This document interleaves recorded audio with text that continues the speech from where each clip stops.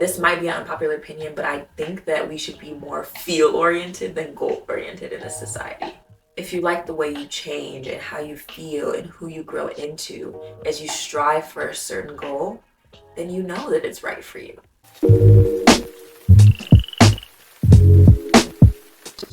We're moving up in the world. New camera, new quality. I'm excited. Hi everyone, welcome back. Good morning, good evening. If you're new here, it's Deirdre. This is the first time I've made a video like early in the morning, and it's kind of nice. Like, I have to show y'all my view of outside. Like, so this is my back of my patio, and like, it's just all green, just beautiful greenery. So I can sit from my bed, and I'm just like, look at the morning sun. Look at the trees shining in my face, greeting me with love. I live in a house, and sometimes I just sit and I'm like, damn, like this is beautiful. Like I have roommates and everything, but I don't know. I love a house so much better than like apartment living. Like I live in the city and everything, and I used to live in Midtown Atlanta. I don't know if anyone's from Atlanta, but it was just so expensive. And I'm like, I need to move, but like I don't want to be too far from the city.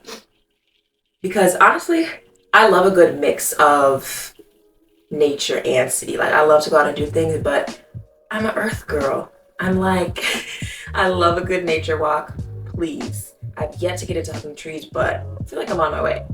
If you guys are in Atlanta, go ahead and comment below where you live, where you're from. I love it here. I'm not from here, but I don't know. It's a beautiful city with beautiful people. It has its crazy moments, I think we all know. All right, guess what we're talking about today?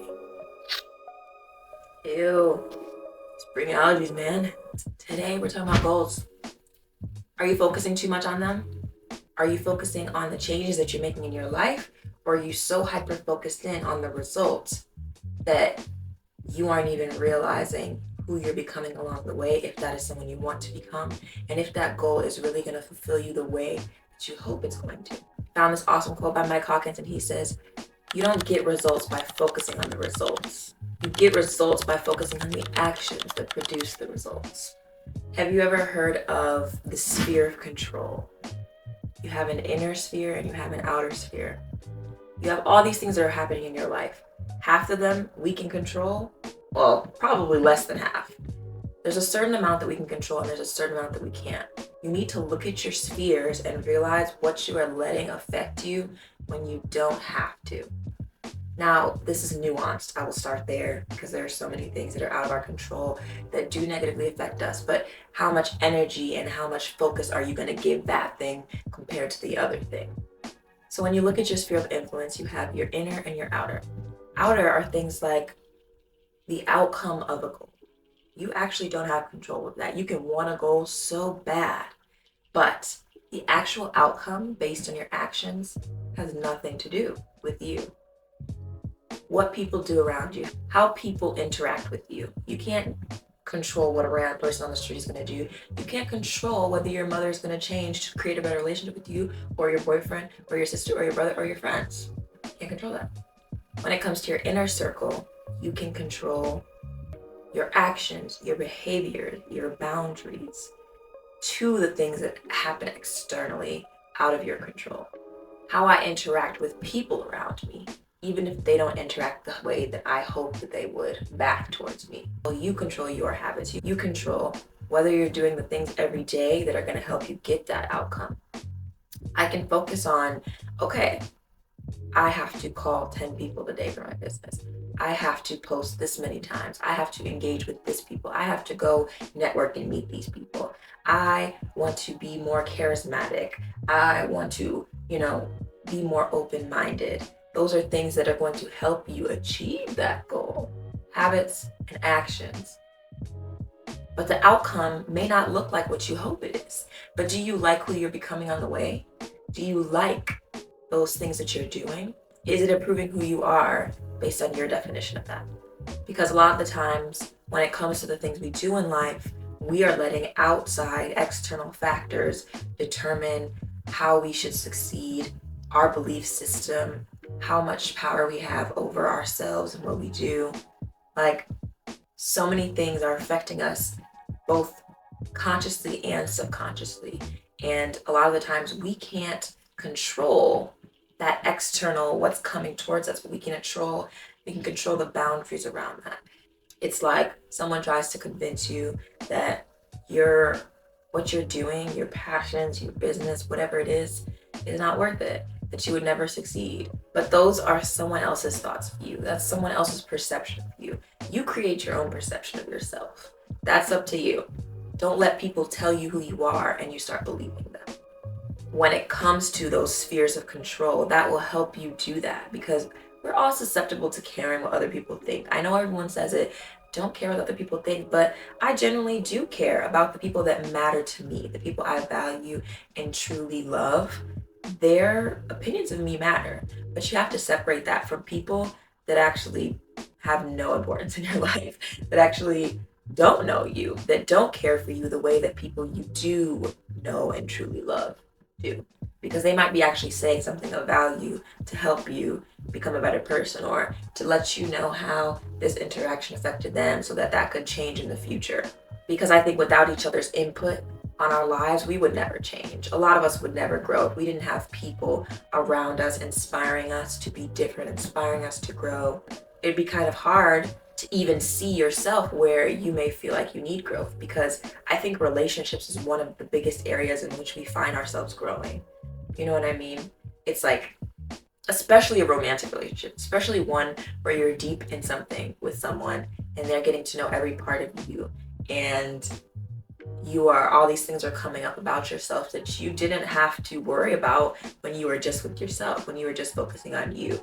There's growth to be done by yourself, but I think there's also growth to be done in relationships with friends, parents, and lovers. And that wouldn't happen if you didn't take on some of those external thoughts that actually matter to you. And this is why I say it's such a nuanced conversation. So I want to bring this sphere of influence example into the genocide in Palestine, the genocides in Sudan, the genocides all over the world that are occurring, wars and things that we feel like are inside and out of our control. And there's two sides of this debate where it seems like some people feel like when you were saying, hey, I can't control that, so I'm not going to worry about it. I'm going to leave it to the side and whatever. It's sad, it's painful, but whatever. And a lot of people would not like that point of view. A lot of people would say, okay, so now you're just being ignorantly blissful and unaware and uneducated about the atrocities that are happening across the world. And that's where, in my mind, there's a difference. It's like, you should be aware, you should understand what's going on, and then you should focus on the things that you can focus on in relation to it. Because some people are like, oh, well, I don't know how people don't go in day in and day out and they're not crying about this stuff. It's like, yes, you can cry and you should feel empathy and pain for what's going on. But at the same time, I personally believe that my actions speak louder than my emotions. I can feel and understand and empathize their pain, but what am I going to transform that into? It goes back to the behaviors and the actions. What results do we want to see when it comes to that stuff? We want to see an outcome of change, of peace, of betterment for all these communities of people that are being destroyed. If I'm not the one to directly make that decision, to push that button in the government, what can I do in my position? Unfortunately, crying about it is only going to do so much. Feeling the pain, yes, is helpful, but how are you going to transmute that into change that will have an effect? When I look at these spheres, the analogy that I'm making is that you feel helpless when you are affected so heavily by an external factor. And the goal is to change that helplessness into action. Okay, I can't control that the US decided to fund Israel's genocide on Palestine, but I can control where my money goes. And you have to focus on what you can focus on. Being lucky to be in the position of not being in the midst of a war, not being directly attacked, not being killed day in and day out, and your family being mutilated and killed and tortured, that puts you in a position where you can do some things. You can take that health, that wealth, and that abundance, and you can try to spread that in whatever ways you can. And that's how you have to think of it, in my opinion. Your behaviors and your actions are going to determine how good you feel about yourself and what you're putting into this world and how you're navigating things, not the direct outcomes. And that's unfortunate that you can't always get what you want, that whatever you hope based on an action, a behavior, the result may not be what you thought it was. But that is why it is so much more important to focus on the behaviors and actions. Because if that's not good enough for you, that result is not going to give you a certain satisfaction that you expect it to. Ooh, are y'all tea people or are y'all coffee people? There's this brand called Secret Garden Tea, and oh my gosh, I've been drinking their tea for like years now. It's so good. It's ginger, and I put a little brown sugar, a little lemon juice. It's like a nice, sweet, and tangy touch. And that's another reason why you should be focusing on your actions and behaviors over the direct goal. Because what if the goal isn't fulfilling? What if you get there and you're like, damn, I don't think this is actually what I wanted? What if what you have to do to get there changes who you are in a negative way, in a way that doesn't align with who you want to be? Sometimes we have these goals and it actually doesn't align with the kind of life we want to live. And you look at it and you're like, why did I actually want that? I had this thought of what this goal would be. But a lot of the actions and behaviors that will take you to that place will show you whether that goal is even worth it in the first place. This might be an unpopular opinion, but I think that we should be more feel-oriented than goal-oriented in this society.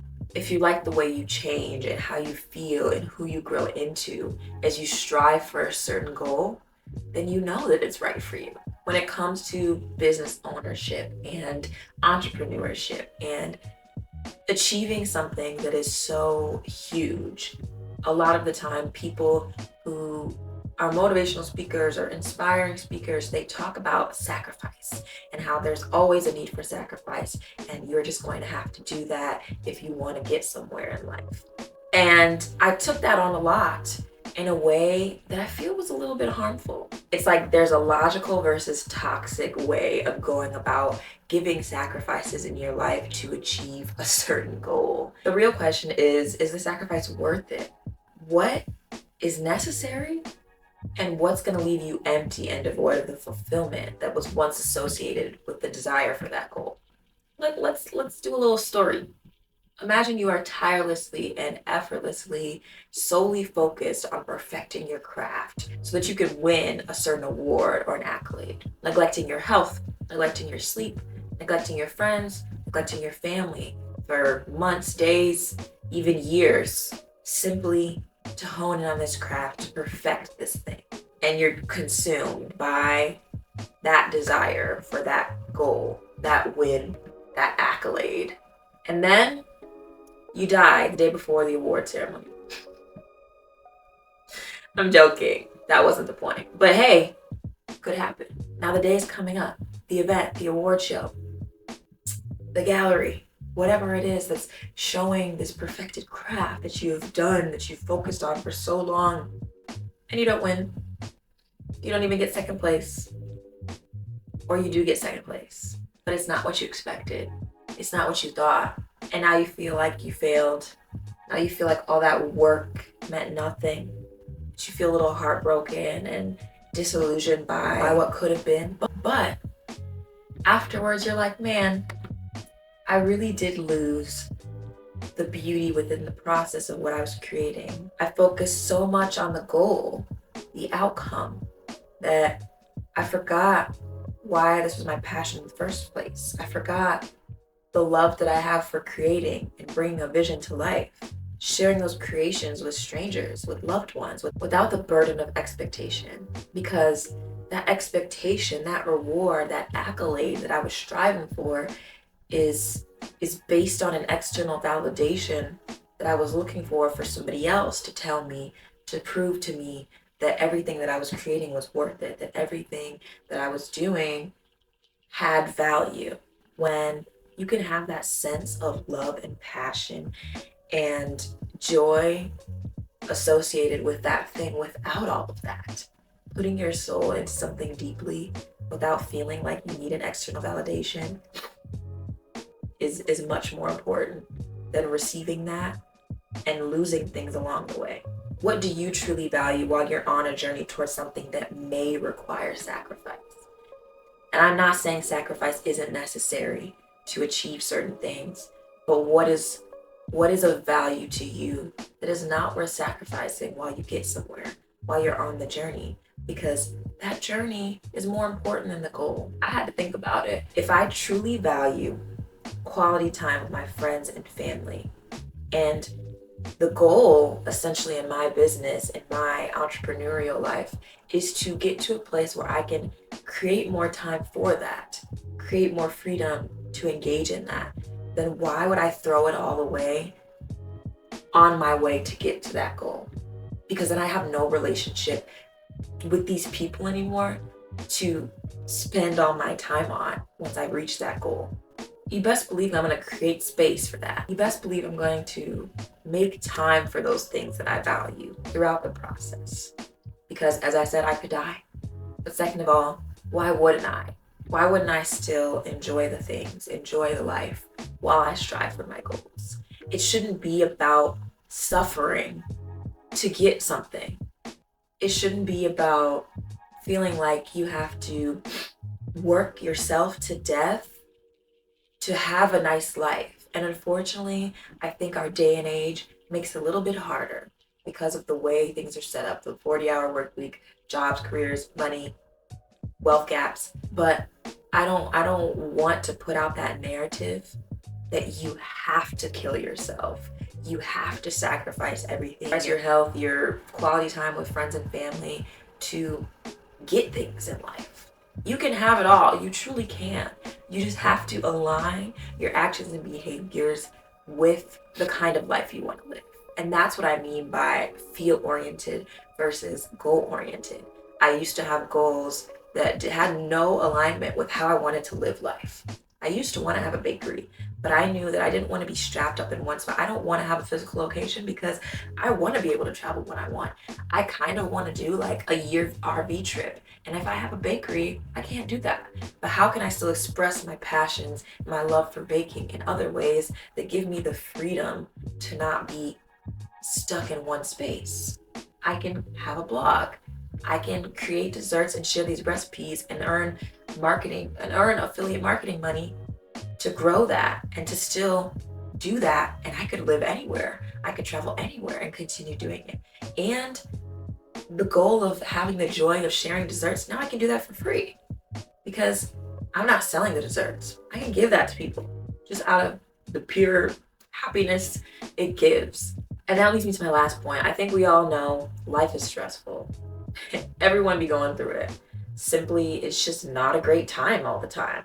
And when you get to focus on your actions and behaviors over hyper focusing on the goal and the result, you can take away some of that stress. You can take away some of that overwhelming feeling.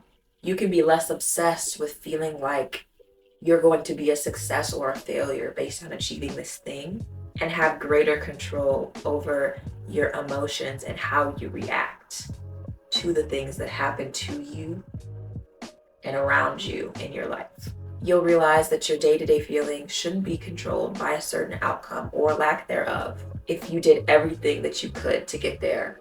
It's like I'm working out for 5 weeks straight. I'm on a schedule. I'm with a trainer. I feel healthier. I can move faster. I have more endurance. Then I get on the scale and I gain 2 pounds.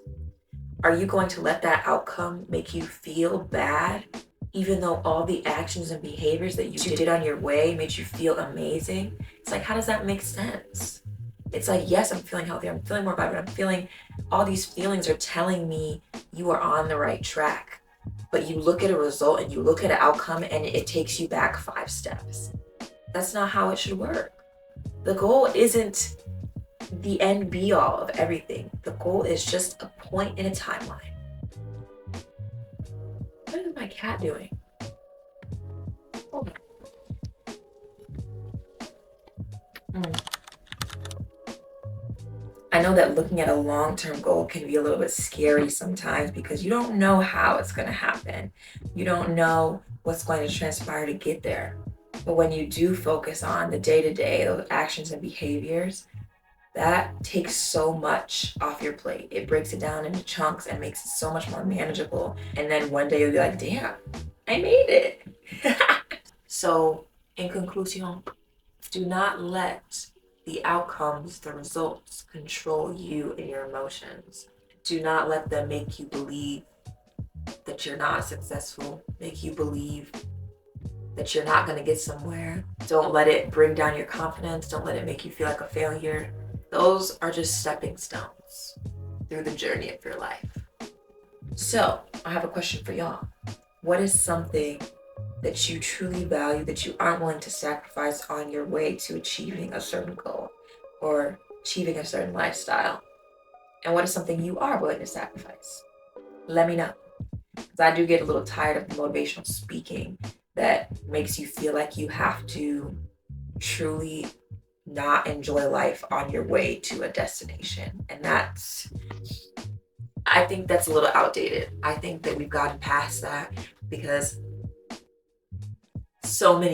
there are so many stories you hear of people that regretted that were upset that they worked so hard all their life and they didn't allow themselves to enjoy it along the way. Like, what are we here for? Not that. Okay? All right. I will see y'all next week. The love topic was postponed. I know I said I was going to talk about it yesterday, but I lost my book, All About Love by Bell Hooks. And so I haven't finished reading it, but I found an audiobook. So we'll be good for next week. Please like and subscribe if you want to join the family. I do a little self-care, and we just like to have conversations over here. We get deep about building your dream life, feeling like you are this powerful being, because you are. Giving my stream of consciousness of thoughts of how we can move towards a better world for everyone. A more fulfilling, a more loving, a more grateful society that brings in more peace and happiness and less destruction and suffering. So that is what we're here for. If you'd like to join that, if that is a mission of yours in life too, let's work together. Let's do it. Let's create a space and a community where that's what we want and that's what we strive for and that's who we become. I think that's a beautiful thing. I think we can do it. Hey, my favorite quote, it always seems impossible until it's done. All right, wherever you're at, whatever time it is, good morning, good evening, good night. I love you. Goodbye.